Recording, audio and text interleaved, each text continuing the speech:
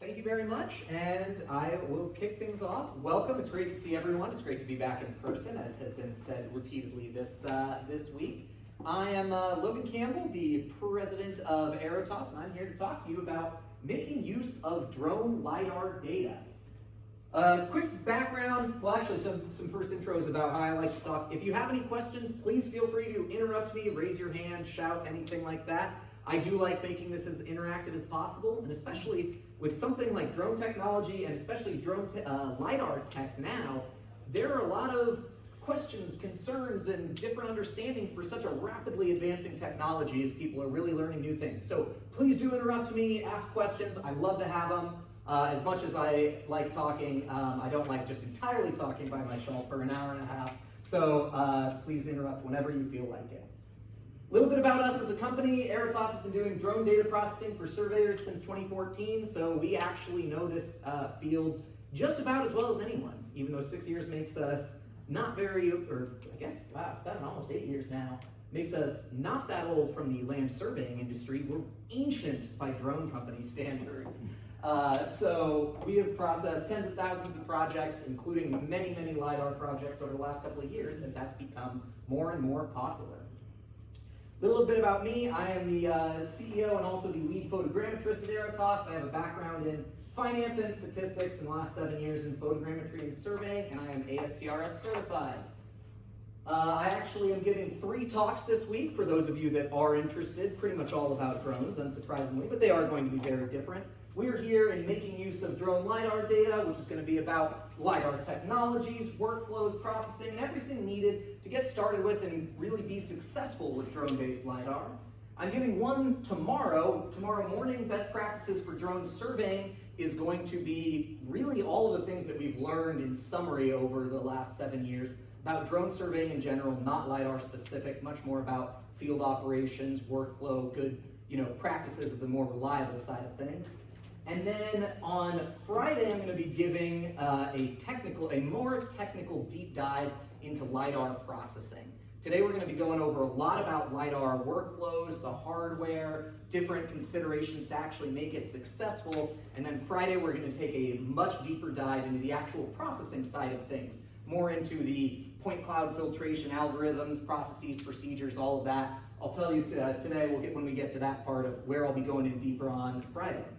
Why they put a Friday afternoon class for one of the more technical ones, I'm not entirely sure, but I'll find some way to liven it up for everyone, that's for sure. So feel free to check those out tomorrow. Today's objectives, though, here's the things that I'm going to be going over. We're going to be talking about the current drone LiDAR technology, the different workflows available that you can use for processing LiDAR data, how to integrate photogrammetry into it, how to create your point clouds, georeference them, classify those point clouds, vectorize your features, and actually get it to CAD. And one thing that I will stress today, that I've always stressed in all of my talks, is that if your drone program isn't saving you time and money, then it is not working.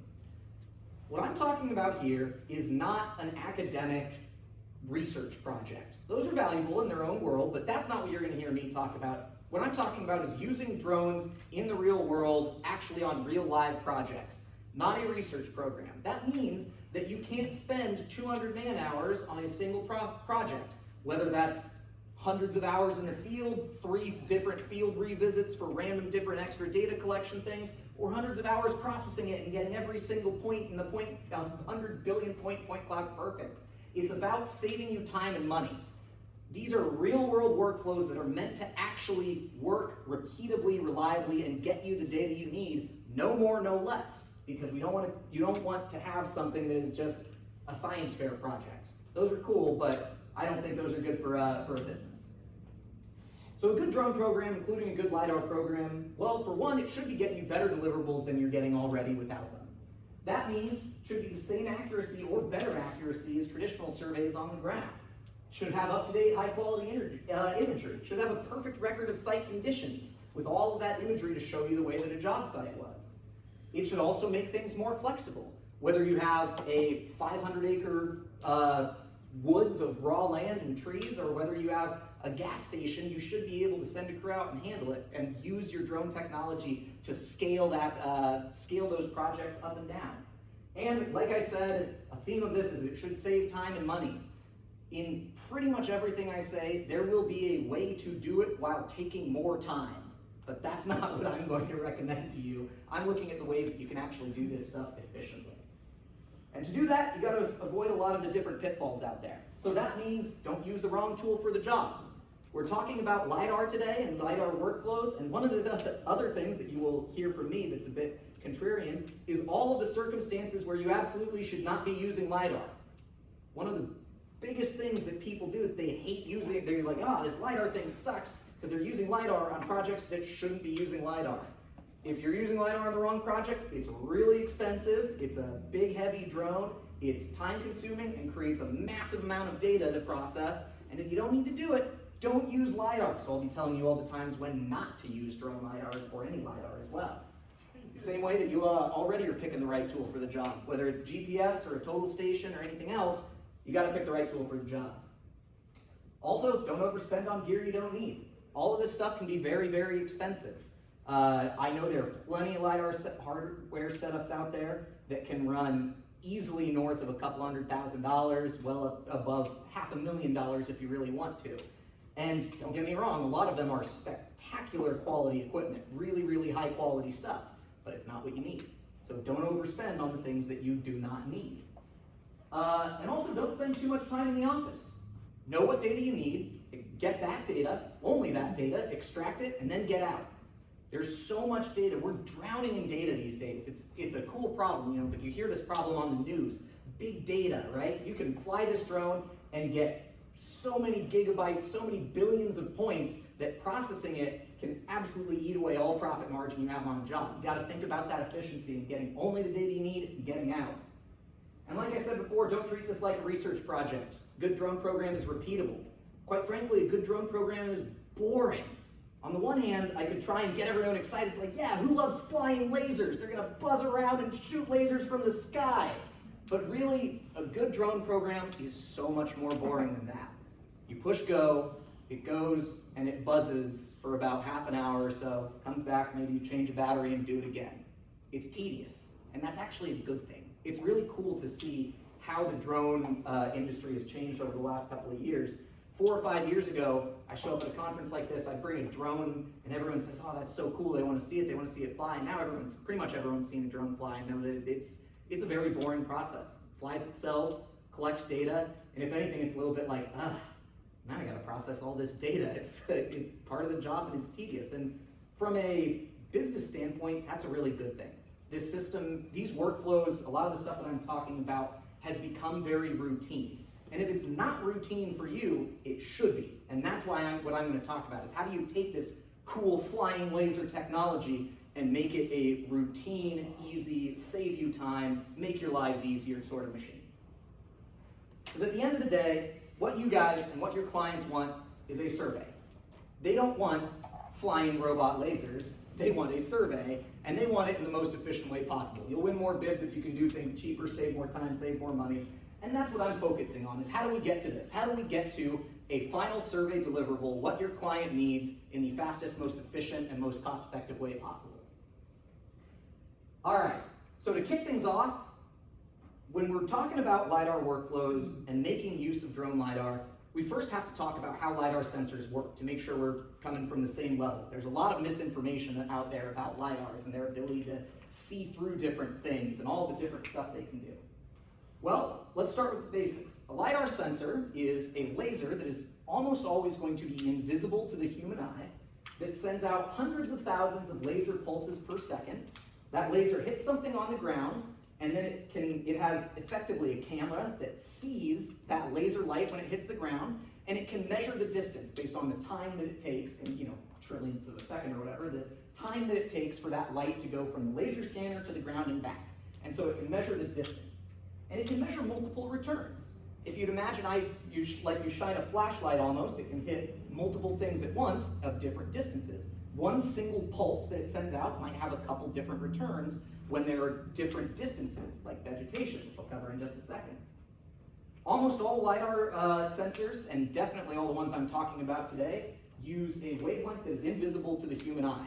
That means no, you can't see it, it's not a red laser pointer, it's invisible to the human eye, and that's actually one of the cool tricks. The eye is opaque, so it actually can't do any eye damage. Even if you shine it directly into your eye, the human eye is opaque to these lasers, which is pretty cool.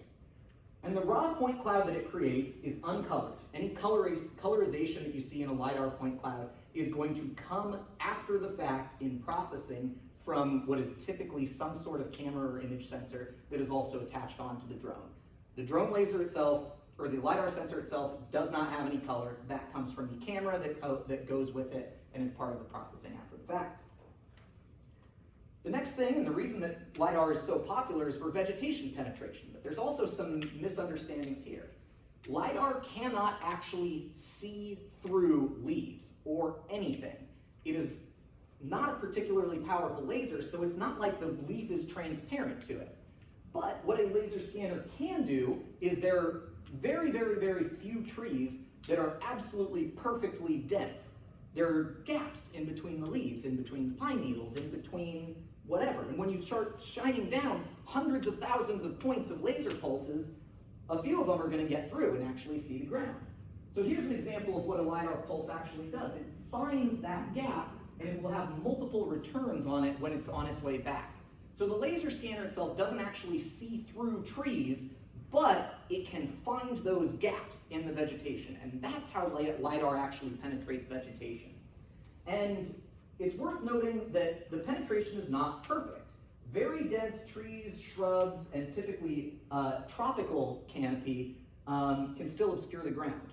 Thankfully, up here in the Pacific Northwest, the types of trees you guys have are not going to be so dense that LiDAR can't see it. I have never seen any sort of evergreen forest or anything that a LiDAR sensor can't penetrate. The vegetation density required to actually stop LiDAR is typically going to be your tropical areas like Florida or Hawaii or something like that, where you have those huge broad leaves that can really, really fully obscure the ground. So up here, LiDAR is a great, great solution for vegetated areas, the types of foliage trees and stuff you have around here. But LiDAR is not perfect. Another common misconception I see. Everyone thinks they'll get a LiDAR sensor and it's going to be absolutely perfect. But generally speaking, if you can see gaps in the leaves from the ground, then the LiDAR can see the ground through. It's also worth noting that LiDAR cannot penetrate water. And if anyone asks, yes, there are certain LiDAR sensors that are very specialized that can penetrate water. They are not available on drones. They are extraordinarily specialized, very, very expensive, and for all practical purposes, they aren't there for drone LiDAR. You need to hire a very specialized aerialist that has one of those on a fixed-wing aircraft or a helicopter or something like that. So no actual depth penetration or bathymetric LiDAR that is commercially practical at this point from drones. LiDAR also can't see through things like snow. If you do have significant snow cover, it's not going to get you the ground, it's going to tell you where the snow is, the surface of the snow at least. The next thing to talk about is LiDAR accuracy.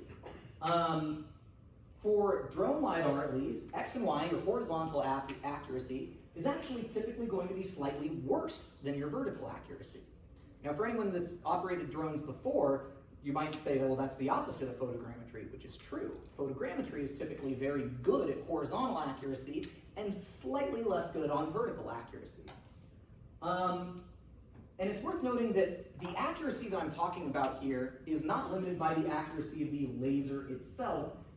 It's limited by the full system. The laser itself, and what a lot of hardware reps like to claim, is like, oh, it's accurate to 3/millionths of a foot or something like that. And that is true. The laser itself is spectacularly accurate. However, once you mount it on a system that's on a gimbal that's moving around, that's on a drone that's vibrating and buzzing and moving at 30 feet per second, kicking through the air in wind gusts, all of that together creates the noise that you are seeing. And that's why there are inaccuracies. So saying, hey, we have the most powerful or most accurate or most incredible laser in the world only means so much, because the laser is not typically going to be the bottleneck of why a certain LiDAR system is better or worse than the other, or where its accuracy is. And it's worth noting the end conclusion of all of this accuracy stuff with LiDAR is that, in general, photogrammetry is more accurate than LiDAR on hardscape. And that's a huge caveat, right? On hardscape. So that means if you are doing curb lines or parking stripes or even just dirt or anything that isn't covered in vegetation, photogrammetry workflows are typically going to be more accurate, pretty reliably better than 1/10 of a foot with photogrammetry with all the right setups and whatnot. Whereas LiDAR is typically what we usually see is around 1 to 2/10 of a foot, or about 2/10 of a foot vertical. Now, if you are doing topo in a vegetated, densely covered area, 2/10 of a foot is spectacular. Way, way, way good enough to do 1 foot or even 1/2 foot contours with high reliability. And then if you're doing hardscape, you should do photogrammetry. And that's a big part of what I'm going to continue talking about today is blending photogrammetry and LiDAR workflows. To get the best accuracy, to get the best of both worlds, you'll want to use photogrammetry data on hardscape where it's available because it's a cheaper, easier process, and use the LiDAR data in the vegetated areas where photogrammetry can't get. And that kind of creates a best of both worlds. But the LiDAR sensor by itself, a pure LiDAR scanner, is not going to be the absolute, end-all solution. So the way that it works, basic LiDAR processing that we'll go into a little bit more. The laser itself only records the distance between the sensor and whatever it's measuring. That's what the actual laser part of that LiDAR sensor does. When you bring all of that data back with the drone, it combines that data with your GPS, GNSS data, the IMU, which is the inertial measurement unit that measures exactly the roll, pitch, yaw, and movement of the drone, the gimbal data, which is how the drone itself is moving relative to the LiDAR sensor, and all of the imagery before you even get to an actual point cloud. That's a step that we call pre-processing. Other people call it different things as well. But that's what it actually takes to go from a laser scanner to even a point cloud. It doesn't, the drone, with drone photogrammetry, you fly it, you take a picture, the picture's already right there. With a LiDAR sensor, you fly the drone, it's not like you have an LAS file just sitting right on the drone. It actually still takes processing before you can even get to a useful point cloud. And the other thing, point clouds is a word that is often misunderstood, are just that. They are point clouds. They are not a perfect set of points. Now this is where things start to get a little bit funky working with surveyors, because you guys are very much used to measuring a point, and you know that point, that's an actual point, and it has typically an accuracy tolerance associated with it, depending on the measurement that you're using. But a point cloud is much more like a statistical average. It's a cloud of points with all of that movement kicked in. So this right here, if you look, is going to be the point cloud of an actual aerial LiDAR sensor across a road. It's going from dirt to the road. You can see this is the cross section right here. And what you can see, I don't know if you can typically, or if you can read these too much, but each one of these dashed horizontal lines is going to be 1/2 a foot vertically. And what you can see is there's actually a significant amount of spread on this. And that's a hard road. It's not like the road is made of cotton candy and it's actually 1/2 a foot thick or something. The laser scanner, once you blend in all of that noise, actually has some vertical noise to it. And that is not a sign that the laser scanner is broken. That's just the very nature of this process of a point cloud. So much about the processing that we're going to be doing is converting that data into an actual surface, into reliable topo points. How do you take all of this and then create an average that is statistically far, far, far more accurate and reliable than any one individual point? Now again, that's a weird concept to even wrap your head around when you're used to seeing a point as a point as a point. You see a point, you have reliability, and you believe that point. But with this one, a lot of times you can actually get much better accuracy than any individual point by creating a statistical average and a blend of those. So that's actually something that is just a conceptual difference that makes it a little bit funky when processing it. If I may? Yeah. Now, when we're processing imagery-based UAV, in that same scenario, we might see a plus or minus 0.08 to a 1/10 cloud when we're seeing that.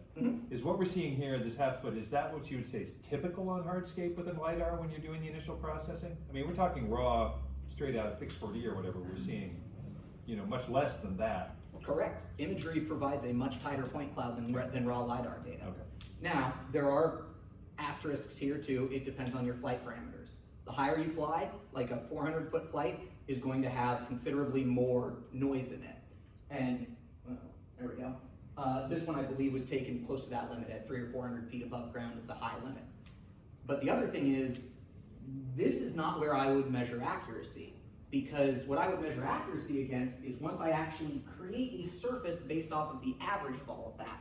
And that's where you should measure your final accuracy against, and that is where you can typically get your right around a 1/10 of a foot accuracy, or at 400 feet, about 2/10 vertical is what we've been seeing in real world accuracy. I should point out, we'll talk about hardware later, but this is primarily with the DJI L1 sensor. We've used all sorts of sensors, but most of the time that's kind of the default LiDAR sensor I'll talk about, purely because it's the most common one, at least on the market right now.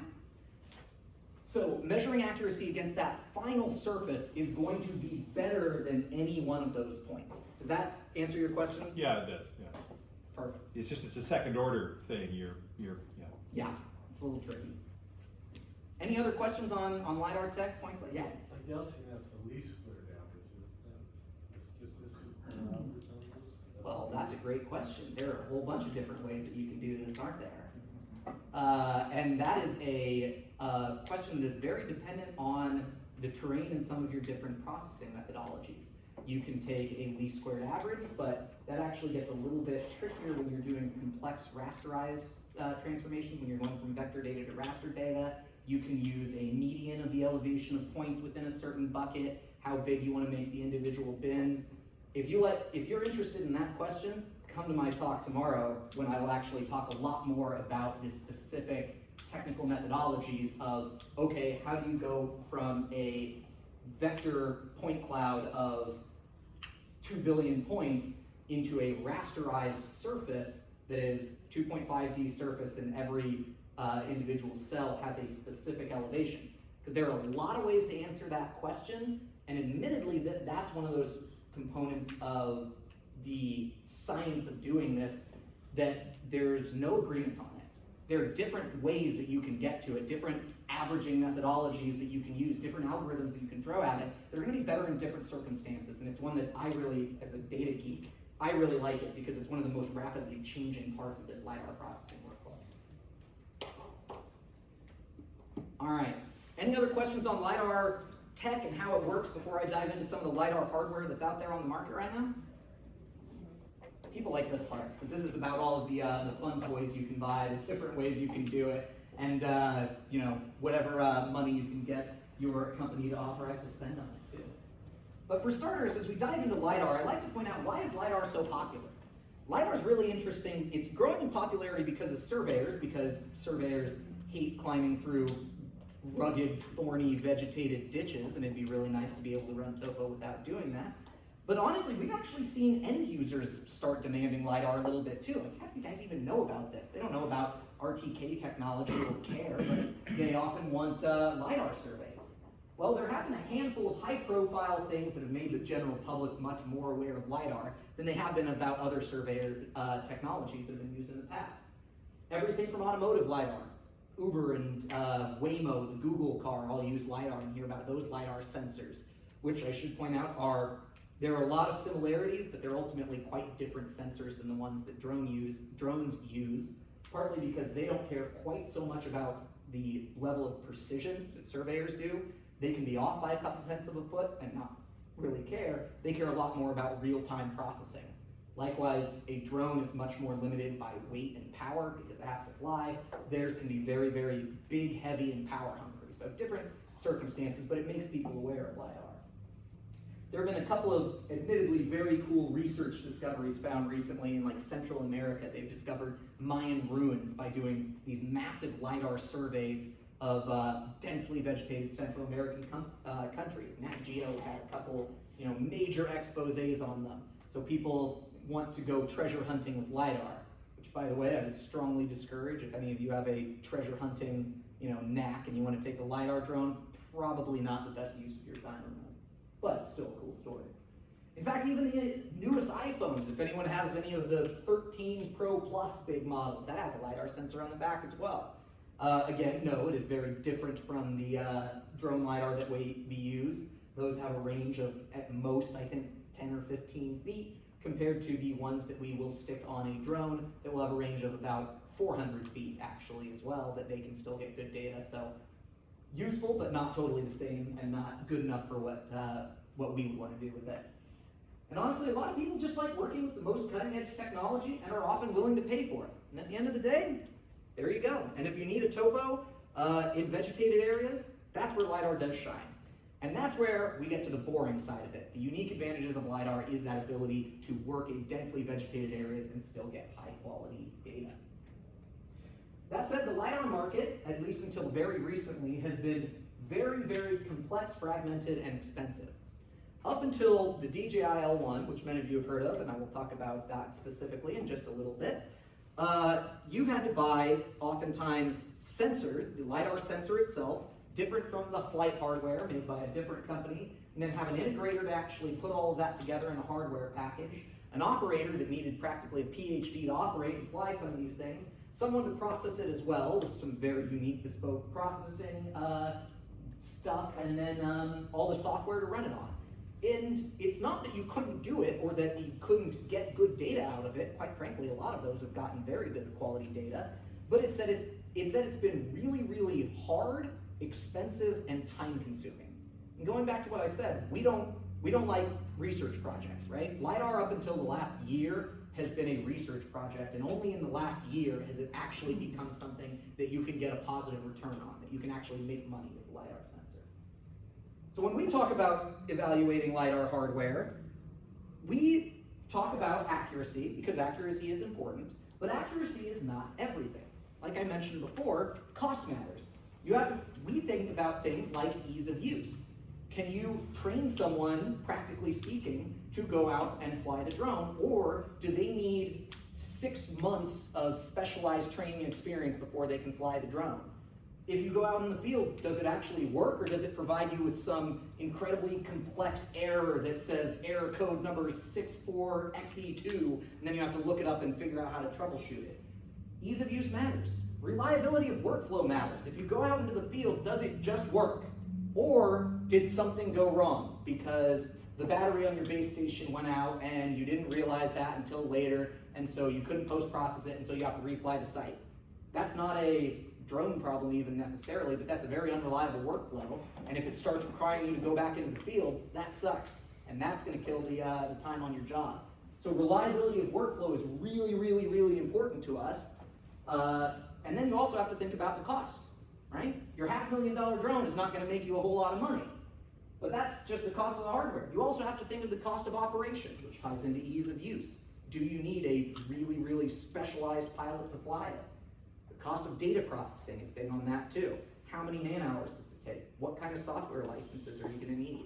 And how can you bring all of those costs down and still get the accuracy that you need? So that's what we always talk about. And those are the criteria that we use to actually evaluate our hardware. So yes, accuracy is important. And yes, people often come and say, oh, but this drone has XYZ, is that better? Sure, but maybe it's not better in the whole picture once you put everything together. And the biggest choice to make when evaluating LiDAR hardware is honestly DJI versus everyone else. DJI is the most popular drone manufacturer out there, overwhelmingly, both in the survey market and elsewhere. They make the most common hardware. And they are very good. They are not perfect, but they are very good. They have the extremely simple workflows.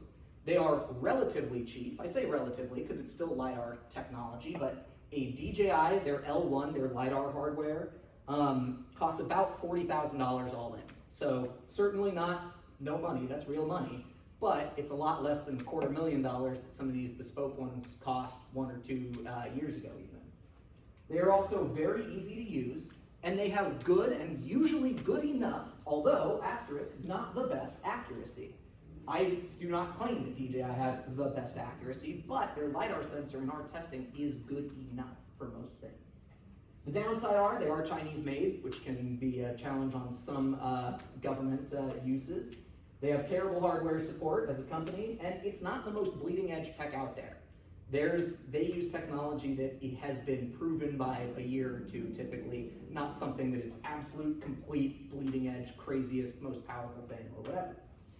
Everyone else has benefits. They are often specialized to meet your needs, the exact right sensors and cameras and GNSS and exactly what you need. They often are made in the United States, although many of them are actually bolted onto Chinese hardware too.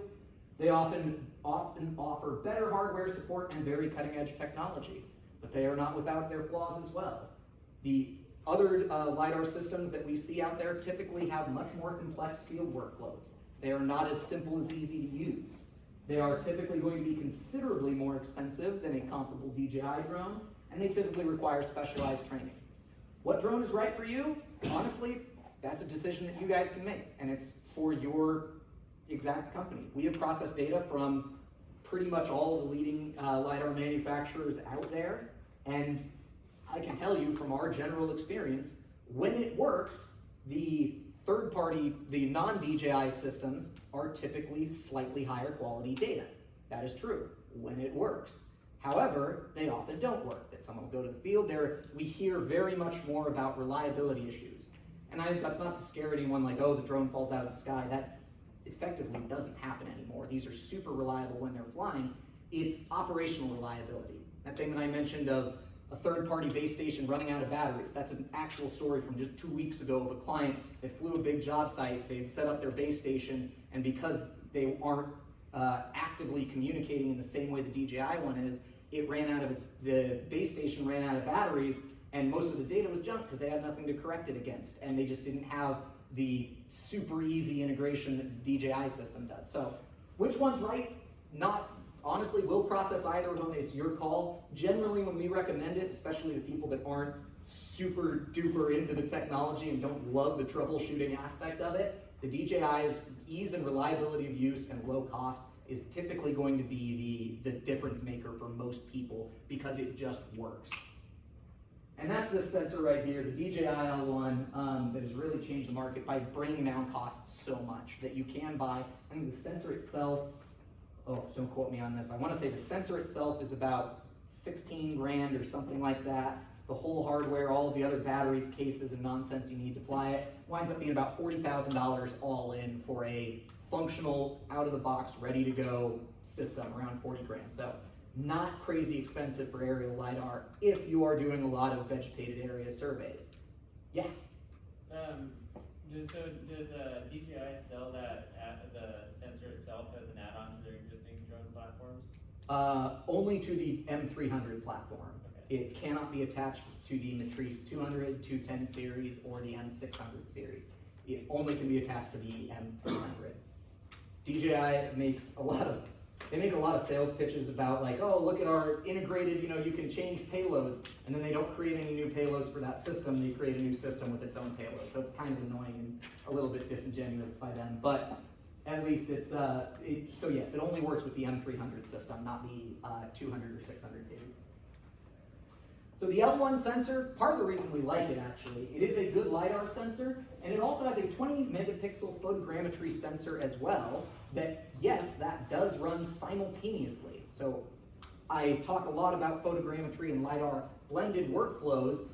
One single flight with the DJI L1 collects the proper data to run both photogrammetry data and LiDAR data. So when I say blend photogrammetry and LiDAR, that doesn't mean you have to make 2 flights or have 2 sensors or 2 different drones or anything like that. You fly 1 drone, 1 mission, and it collects enough data for both.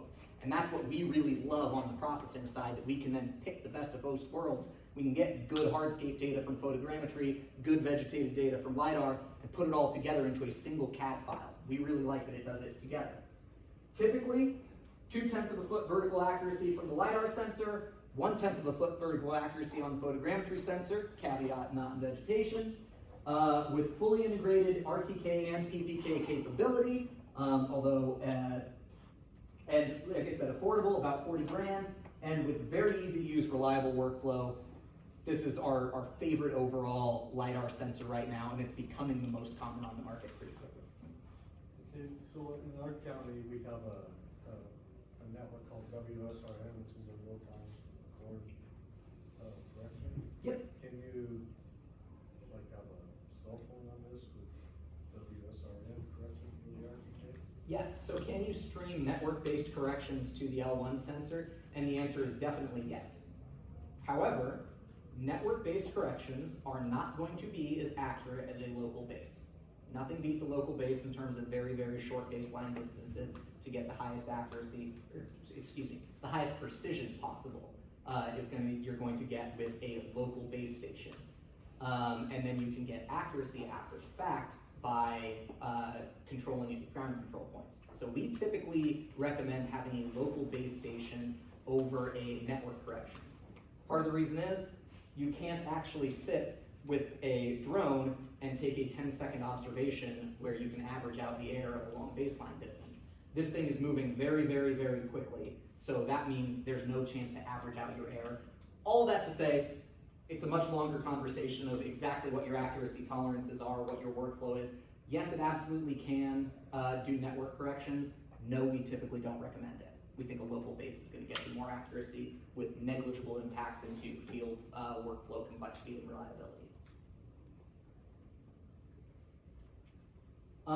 It's also worth noting, if anyone wants to geek out about the sensor tech itself, the DJI L1 actually under the hood uses a Livebox obvious laser sensor. Here's some of the specs on the laser sensor itself of exactly what it can and cannot do and what its different point rates and that sort of thing is.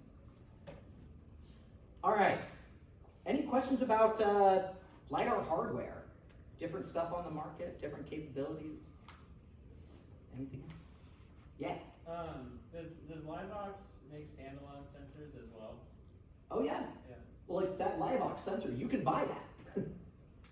It's actually not that crazy expensive, but you then have to integrate it, and you need to get all of the other stuff that goes together with it. Livebox, I think, does. They send a lot of their different sensors are designed for the automotive market too. They have all kinds of different sensors. You can buy the LiDAR sensor itself, but in the same way that you can buy just the image sensor of like a camera, but actually putting it into a camera body matters. Putting the right lenses on it matters. If you're a camera nut, then yeah, then go for it. People love building their own cameras that they can assemble all of the different components individually. You can do that with LiDAR too, but you've got to really love it. And if you love it, awesome, do it. Can you switch between using it on a drone and using it like a conventional scanner? No. Nope, not with the L1 sensor at least. There are some of those third-party ones that I mentioned that have that capability. You can get a LiDAR sensor that mounts on a drone, and then they can mount it on a car or on a backpack or on a tripod or something like that. Those are typically fairly expensive and complex workflows. But with the DJI L1, for all practical purposes, it does one thing, aerial LiDAR, that's it. And sir, am I seeing this correctly? That's a 1-pound unit? Yeah, for the LiDAR sensor itself. But is it, the battery draw must be immense on it, or? It's not insane, but also the M300 series that it runs with.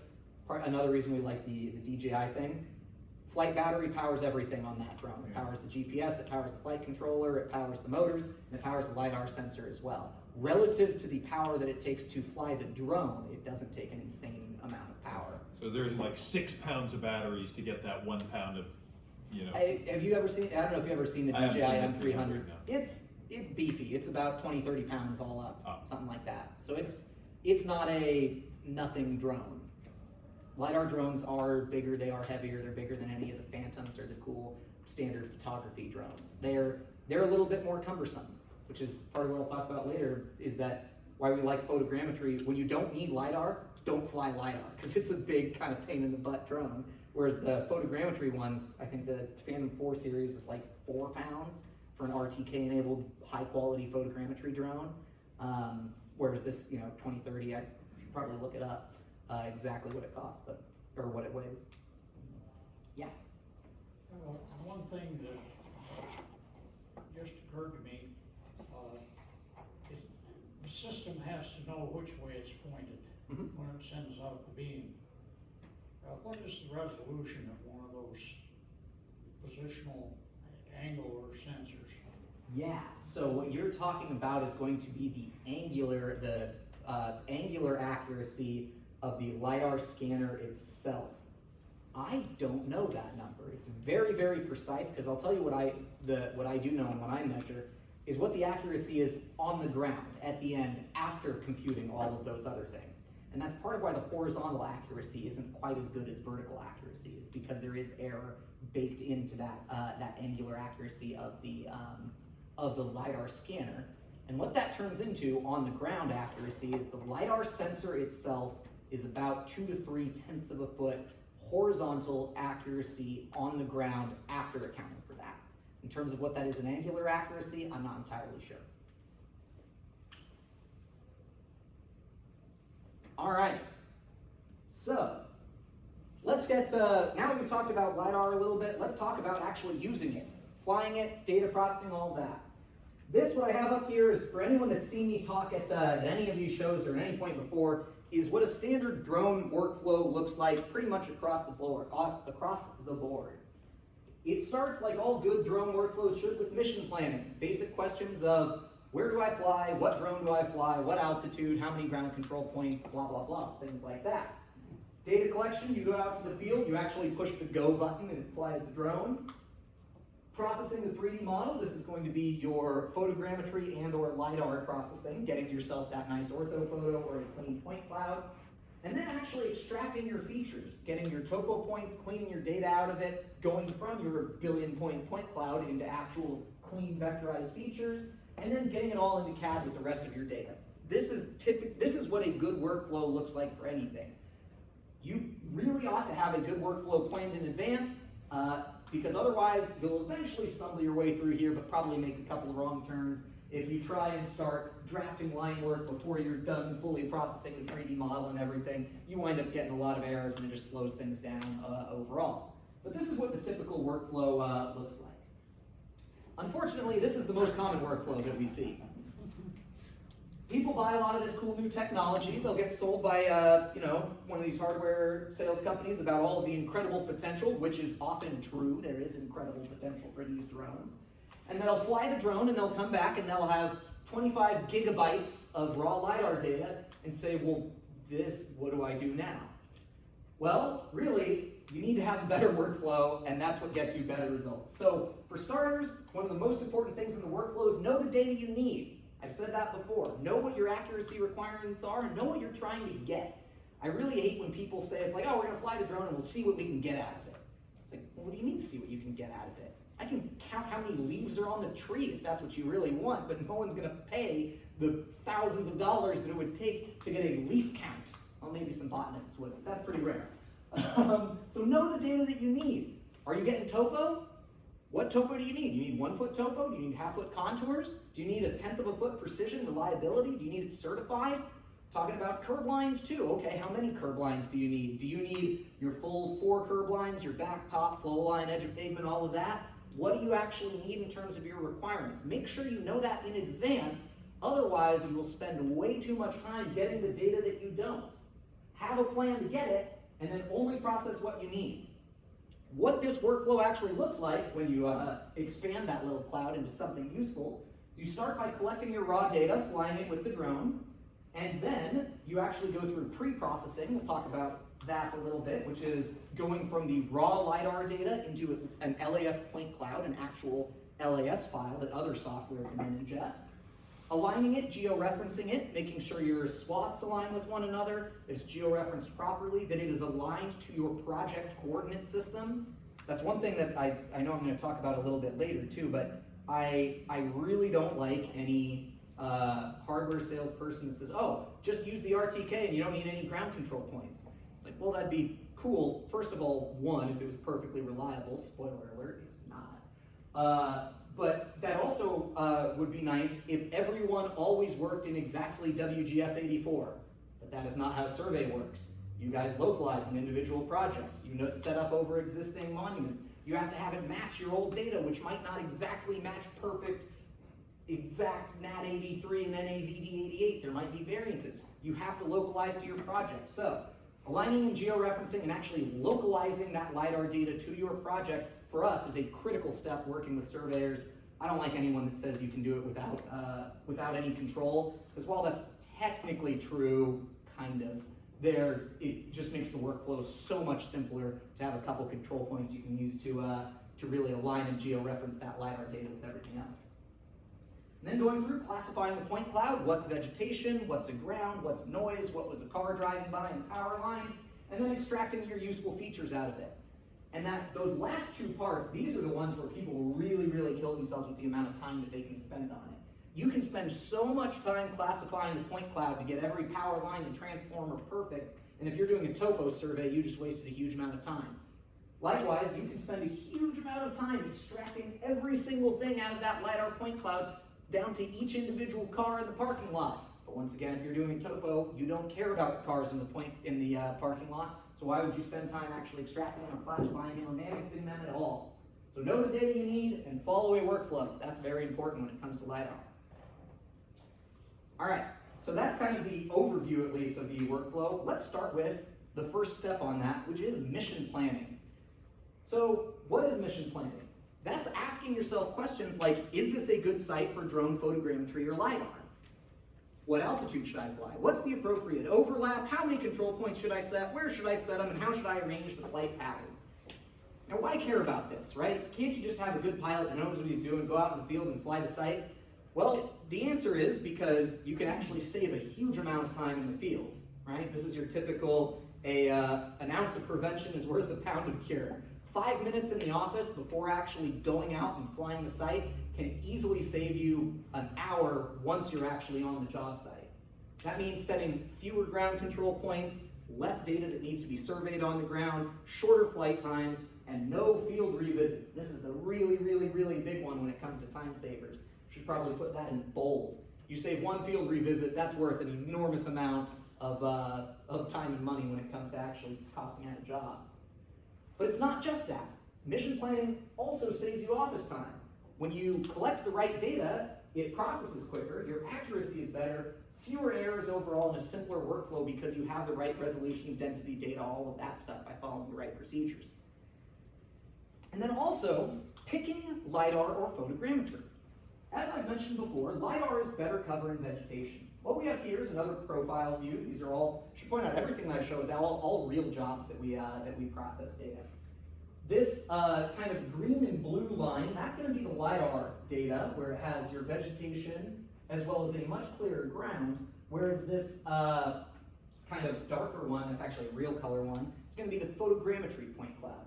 And what you can see is that the LiDAR has much, much, much better density and coverage underneath the actual foliage here. Much better, LiDAR is much better in vegetation.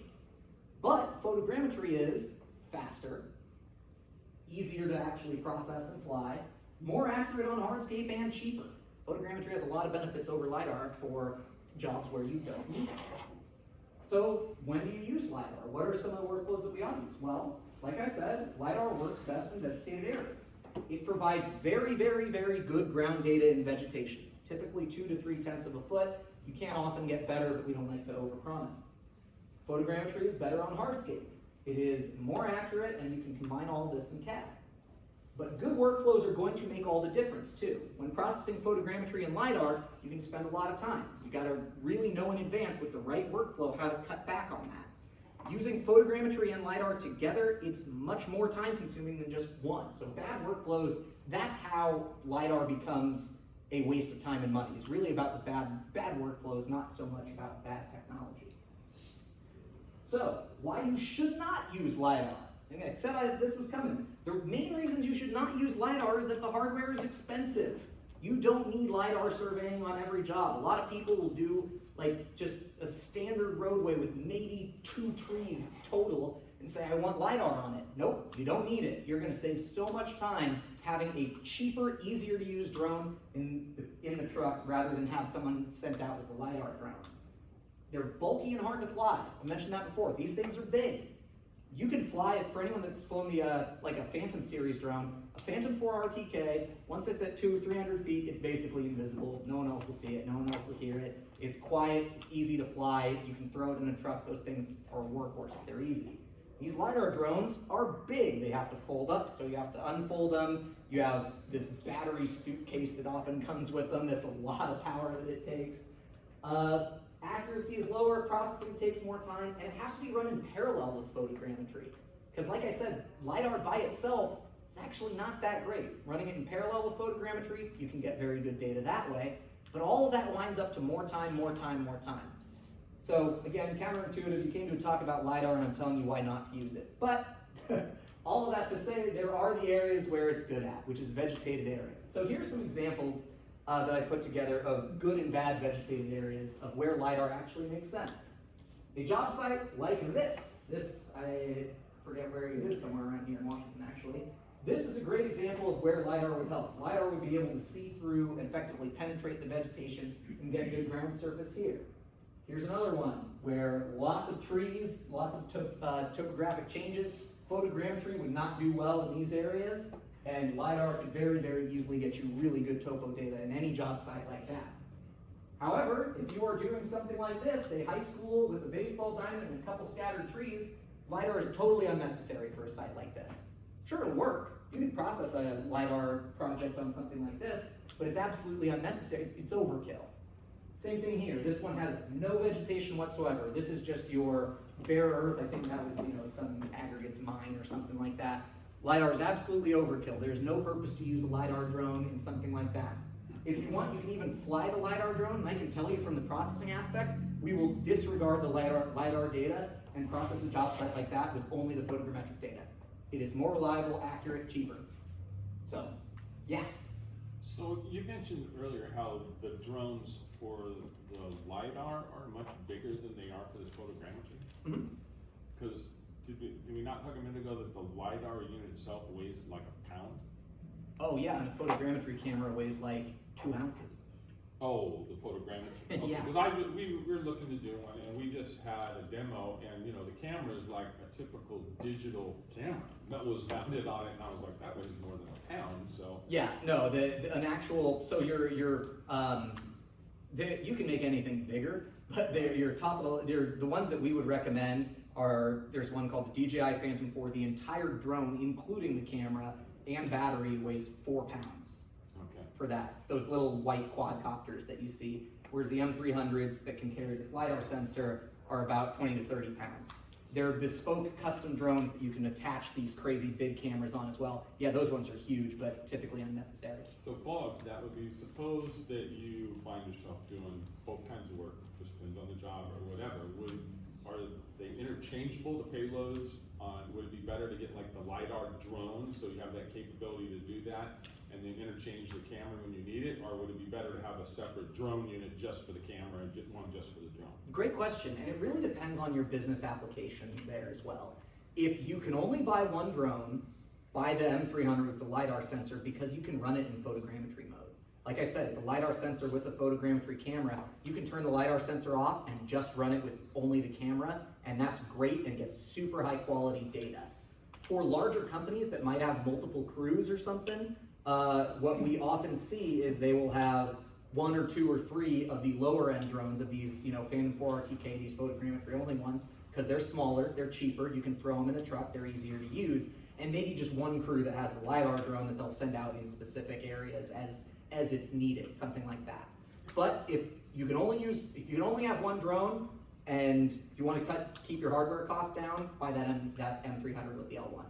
And that was the one that was like 40 grand-ish? Yep, 40 grand all in, and it's that L1 sensor which has both LiDAR and photogrammetry and that sort of thing. Yeah. So is the reason that it's so much bigger and heavier is just because the LiDAR requires that much more battery? The LiDAR, yes. And so the battery is what is the reason that it's bigger?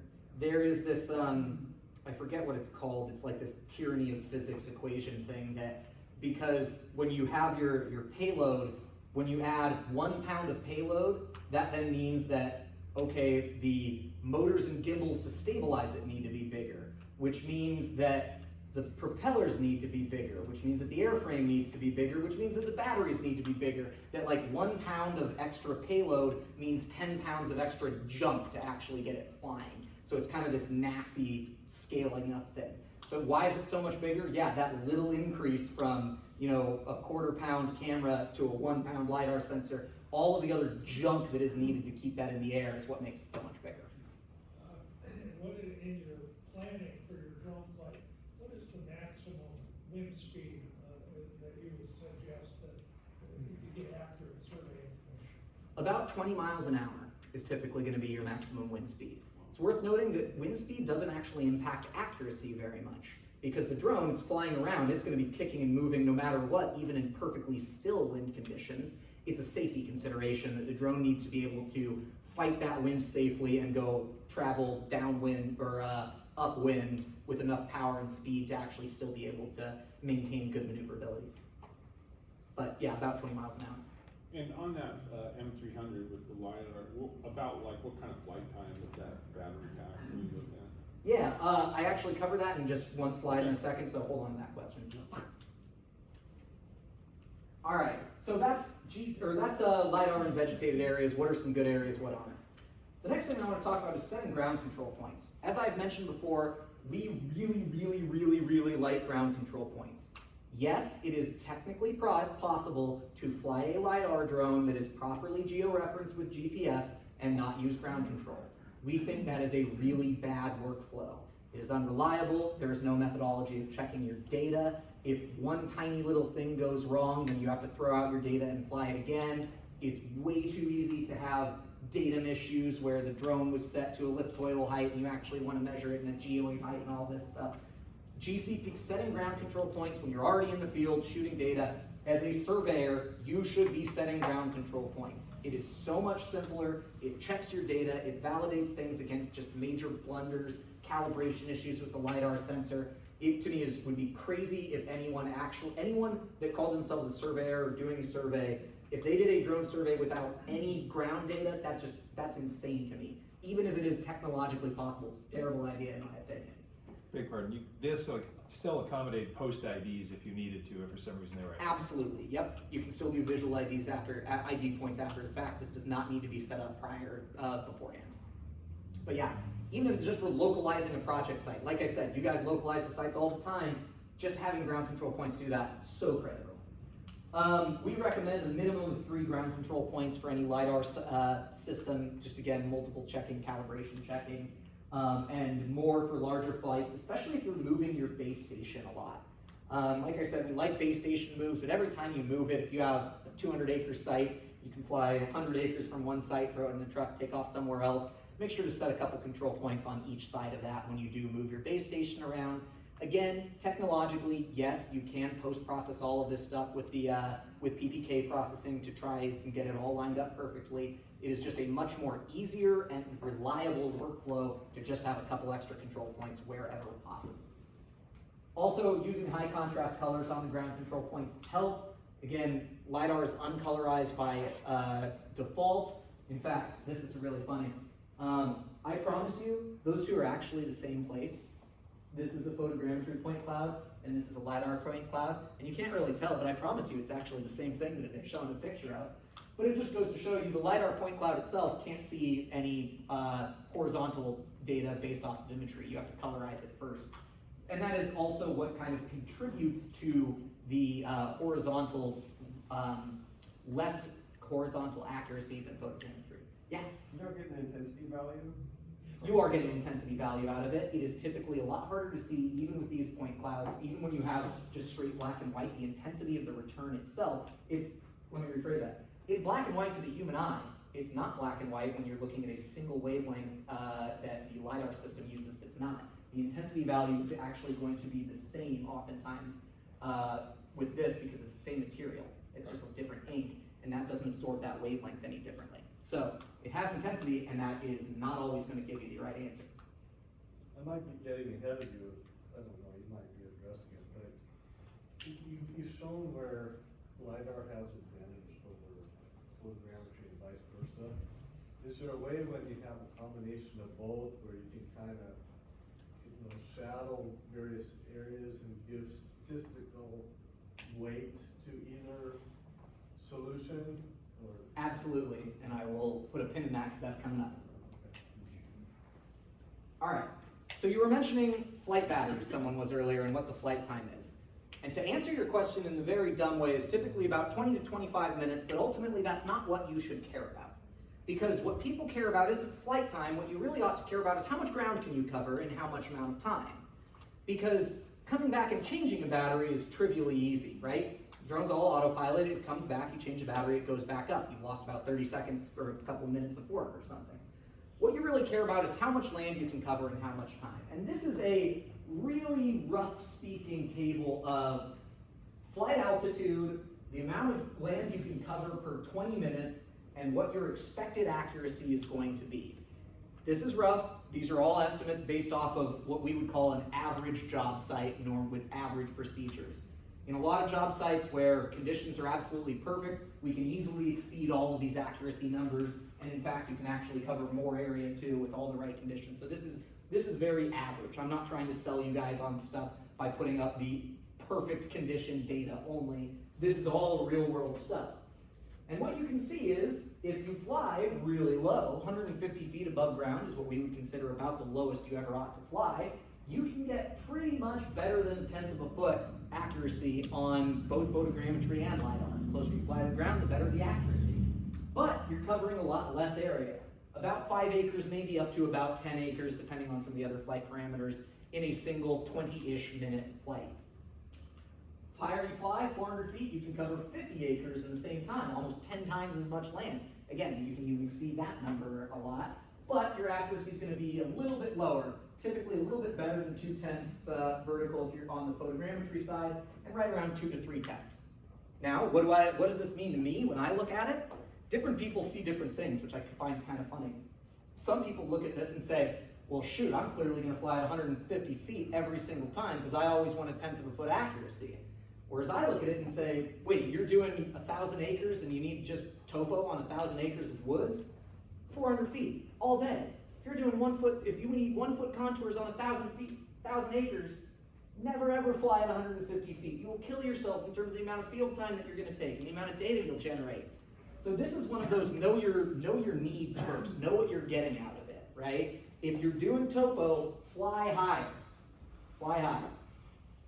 Most of us live in Seattle area, King County, and we don't do too many surveys, topos over 5 acres, so. And for us, it might be a little advanced. And by all means, fly lower. And maybe I'm mixed here. We process with people in the Seattle area. We process a lot of people in Yakima and Eastern Washington and everything too. And there are a lot of big topos out there that are considerably above 5 acres. We see a lot of this different stuff. So again, for me, the reason these are up here, there is no right answer because it depends on the job that you're doing. And some companies will only ever do small sites and they'll never fly above 150 feet. Other companies will only do big jobs and they will never fly below 400 feet, and that's okay. Totally fine. Yeah. So, with that system, will it recognize that the batteries are low and you're needing that accuracy, that, oh, I didn't quite get my coverage, and fly back so you could change it and then take off and go right back to where it left off? Yep. Okay. All fully controlled. These things are as close to idiot-proof as you can get. If it's got extra battery, if it's low wind, good atmospheric conditions, they'll just keep flying longer and then come back and change the batteries and they'll fly more. They're pretty darn easy. Yeah. So let's say you have a sloped lot. Will the unit itself fly the 250 feet or 400 feet and recognize an elevation change, or do you have to constantly monitor and change that elevation? Great question. That is called terrain awareness, where basically in significant areas of significant elevation change, when I say significant elevation change, I mean typically over 100 feet of the highest and lowest point on the ground of elevation change. And that's when you need to start considering terrain awareness. And the answer is yes, the drone can accommodate terrain awareness where it generally goes up according as the land does. It actually doesn't do it by sensing the ground underneath, it does it by pre-programming the drone with what's going to be usually an SRTM. It was a model of the Earth that's low resolution, of the elevation of the ground, so that as the slope goes up, the drone follows it as well, and then it gets the precise topo while it's actually measuring it. So yes, terrain awareness is very possible by a lot of autopilots, and my talk tomorrow morning covers that a little bit more about some of the other mission planning criteria in there. The next thing to talk about when we're talking about LiDAR is actually overlap as well. Photogrammetry overlap, for those of you that do it, is a well-discussed topic where there's generally consensus at this point. People agree that right around 75 overlap for digital photogrammetry is the kind of sweet spot. But there are different requirements for traditional photogrammetry, which is much lower when you have your very high precision metrically calibrated cameras. And modern digital drone photogrammetry, higher, around 75. Again, generally recommend consensus there. And then LiDAR. But LiDAR being so new, the industry has not developed a consensus around what the appropriate level of overlap for LiDAR is. But we have done enough projects that we have certainly developed our opinions as data processors that around 60% LiDAR overlap is what we recommend.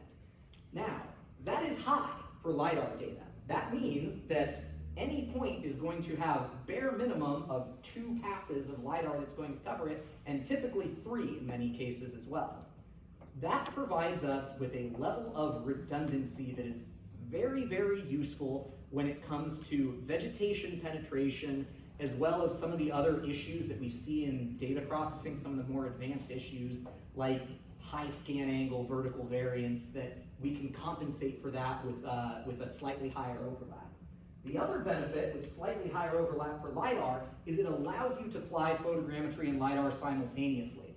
If you have a 60 to 65% LiDAR overlap and a photogrammetry sensor on top of it that has a slightly wider field of view than the LiDAR sensor, which is most common, this actually can be done at the same flight at the same time.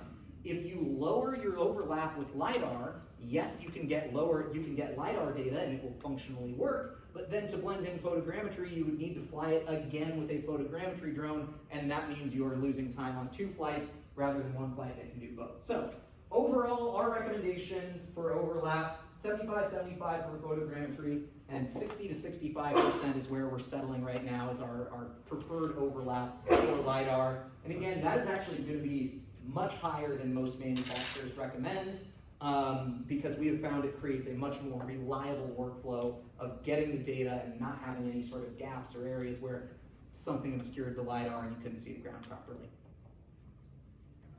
And lastly, after I say increase the overlap, there is such a thing as too much data. This is another common misconception as people are gathering data. When I was talking earlier about the flight altitude too, right, 150 feet. Flying a 1,000-acre site at 150 feet above ground, that is too much data. That is going to be, and the cost to processing that is going to be staggering, no matter how you do it. There is such a thing as too much data. It can create more time in the field, longer processing time, larger files, and possible erroneous matches even, but generally speaking, fly higher. If you don't need that super high precision, fly higher. Only use LiDAR when you need it. If it is a entirely hardscape site, turn off the LiDAR sensor. If you were to have us process that data, if you were to fly it and send it to us, we would literally delete it, and you would have just wasted a bunch of time and money gathering it and then sending the data to us. And no overlap overkill. 60 to 65% is good. No, that does not mean that 80% overlap is better. That then becomes too much data. You have diminishing marginal returns. Yeah? Regarding overlap, do you ever see like data artifacts due to like misalignment or like the accuracy differences between passes on those hard edges with the overlap? Mm-hmm. Absolutely. It's very, very common. And that's part of something that needs to be handled in post-processing, and one of the things I'm going to be covering a lot more in depth tomorrow. At my 3:30 talk tomorrow is going to be about managing, among other things, actually using the post-processing workflow to align those individual swaths, dealing with issues like one swath being higher, having more vertical spread, and how do you actually adjust for that. All right, so we only have 20 minutes left, and I probably am not going to take all of that time up because I want to open the floor up for any other questions, but I do want to briefly cover the office workflow now. And like I was saying, this is the part, so far I've used most of the time today to talk about all of the other drone stuff. And the office workflow I'm going to cover from a high level. Tomorrow, my 3:30 talk tomorrow is going to be switched around. I'm going to go real quick over some of the field stuff, and we're going to go and do a much deeper dive into the office workflow, the actual softwares and technology needed here. So, the office processing workflow is going to be your 3D model processing, which is going to be both the photogrammetry side as well as the LiDAR side. It's not going to be a photogrammetry talk either today or tomorrow, but because we think it's such a critical part, blending the two of those together, we've got to talk a little bit about photogrammetry. Then we're going to talk a lot more about drafting line work as well, and that is the process of extracting your vector data. How do you go from your 20 gigabyte LAS file, assuming you have an absolutely perfect point cloud where every swath is there, everything's georeferenced perfectly, and even if it's absolutely classified, every single point exactly, giving your client a 25 gigabyte point cloud is rarely what they are looking for. They want a tin surface. They want a CAD file. They want a PDF on paper sometimes. Not me, I don't like paper, I like files. But some people still want paper maps. And then finishing and putting it all together. That is a really, really, really time-consuming part. And that's what we think the office workflow is all about. LiDAR does add complexity to the workflow, but the best workflows do use both LiDAR and photogrammetry. Now there are different workflows. This is another area of this industry that photogrammetry has become much more reliable workflow. And LiDAR, there's still we're trying to figure out exactly what the best way is at scale to do all of this stuff. It can be done either parallel, where you're processing photogrammetry and LiDAR at the same time with different teams, different people, and then combine it after the fact, or you can do it in series. Run photogrammetry first, then run your LiDAR, extract data from one, then extract data from the other. But ultimately, a lot of it's about avoiding double work. So your standard series workflow example would be like you start by running your photogrammetry outputs, getting your photogrammetry LAS file, blah, blah, blah, and then you extract everything that you can from photogrammetry. This is kind of option number one. So photogrammetry first and extract all of the hardscape data. Only then will you create your LiDAR outputs. You will basically merge that into the same model and then classify and extract your LiDAR features in the area where the photogrammetry didn't work. That's one option to do it. And then blend all of that data in CAD together and export your final deliverable as PDF. That's one example. This is reliable, simple, but can be quite time consuming, especially as you have to hand it off to different teams, or if you have one person that might be really good at one thing and not the other. It requires a lot of different software. This is very time consuming, but it's the most simple workflow.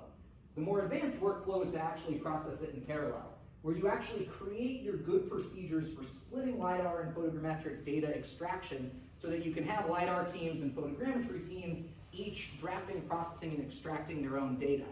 This is much faster, and this is what we use internally, at least, for processing all of our LiDAR data. We have a LiDAR team and a photogrammetry team, not one drone guy or something like this. We have teams that do both of these things, and we create these robust procedures. This is the most important part of what data comes from LiDAR, what data comes from photogrammetry, and how, when we blend it together, does it work.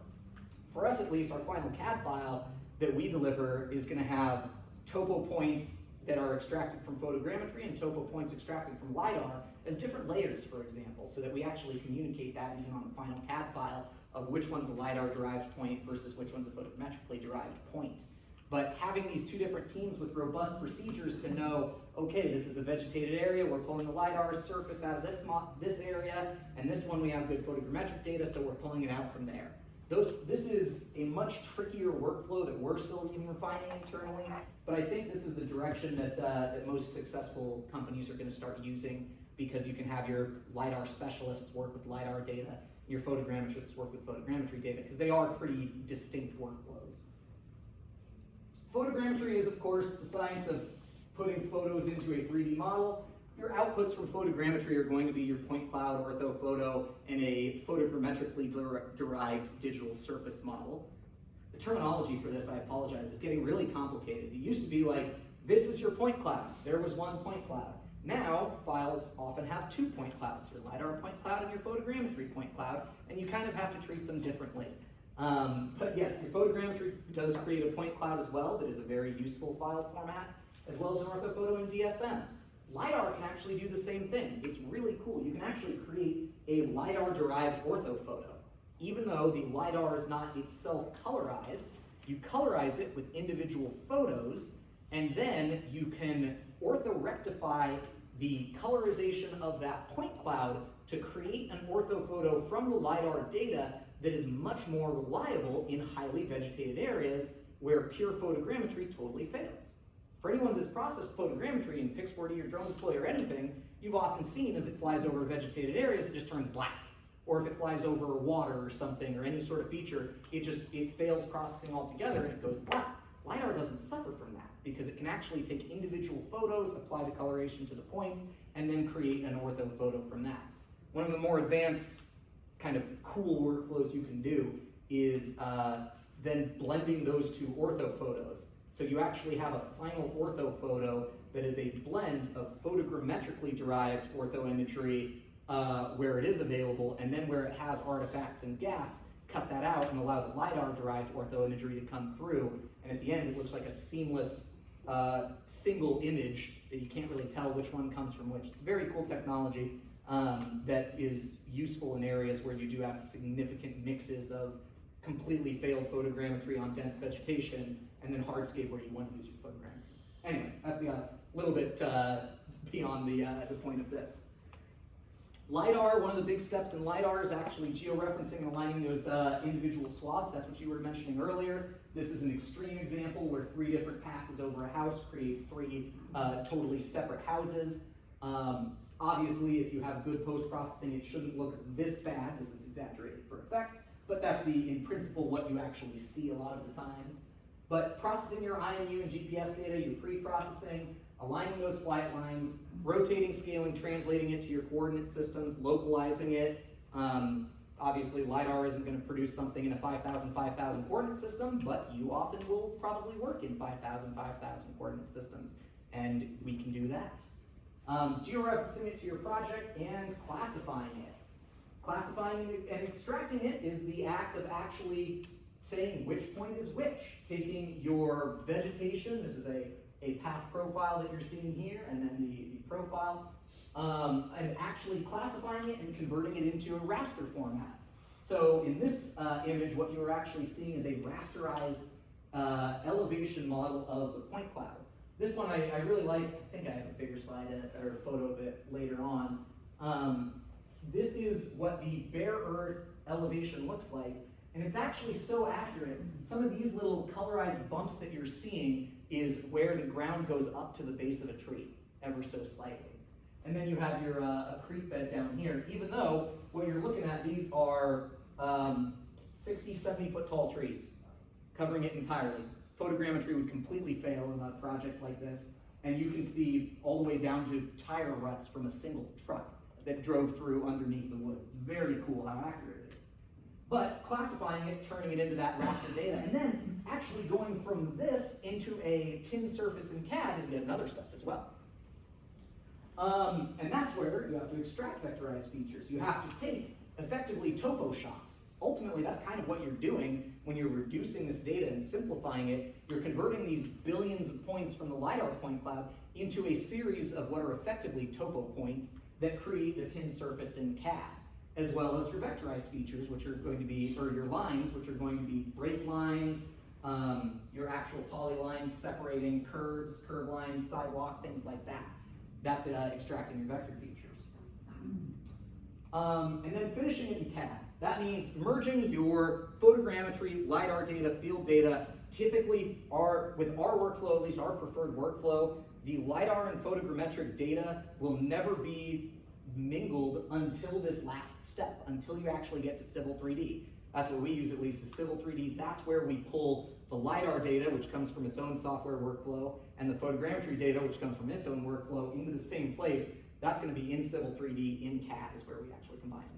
What are your favorite softwares for the LiDAR processing and also like feature extraction and things like that? I've got a couple slides on that coming up in just a second. Right? So I'll go through this. Yeah. Okay, when you're bringing it into Civil 3D, I'm assuming that you're making surface data from all the photogrammetry, LiDAR, and field type shots. Are you pasting surfaces that combine them in a certain order operation, so one has more precedence over the other? Yeah, so the way that we typically do it is not that one takes preference over the other, that we paste it. It's that we use LiDAR topo points. We actually take the topo points themselves from LiDAR in areas where the photogrammetric points aren't. If there are both points, we are going to effectively choose which one is correct, delete the other. So at least the way we do it, we don't paste surfaces together. We create a tin surface based on all available data. Okay. So you would delete some areas that have more noise than others? Oh yeah, noise. Going through noise is a critical part of the process. A photogrammetric surface by itself has enormous amounts of noise on it, even when it is processed absolutely perfectly. There's definitely going to be noise on hardscape. You just like put a polyline around it and delete all that information in, or? Come to my talk tomorrow. Yeah. Because there are different ways to do it. There's so much data on this. A lot of it ultimately with line work drafting. Here, let me actually jump through it because we are going through this a little bit more. We are running out of time. So here's the LiDAR workflow that I talked about before, and that's where you import it into CAD, merge it with your photogrammetry, and create your final deliverables. We're going to skip through photogrammetry a little bit. Yeah, but don't skip where you're talking about the preferred software. I won't. Let's see. I know I do talk about that tomorrow. Georeferencing, point cloud class. Aha! Here we go. Point cloud classification software. This is one of the biggest questions that people ask about with LiDAR. So there is no magic bullet. We use lots of different point cloud softwares out there. We know lots of people that don't. They all have fairly long learning curves as well. So every one of these will work. If you have one of these software licenses, use what you are familiar with. There is no, the grass is greener on the other side and it will absolutely fix everything. I wish it were. We have some preferences. TerraSolid is very good. Global Mapper also is very versatile, which we really like. I know some people that absolutely swear by Leica Cyclone in terms of Business Center. I'm not personally super familiar with either of those. I know they are very capable of it. ArcGIS, some people live and breathe Esri products, and so they'll use their LiDAR module as well. I know all of these are capable of it, and they all have some things that they're better at and other ones that they're not. Ultimately, point cloud classification is a little tedious. They all also have a lot of automatic classification routines, and all of them are good and get you part of the way there, and none of them are perfect that get you all of the way there. They all require a certain amount of cleaning and a certain amount of familiarity with.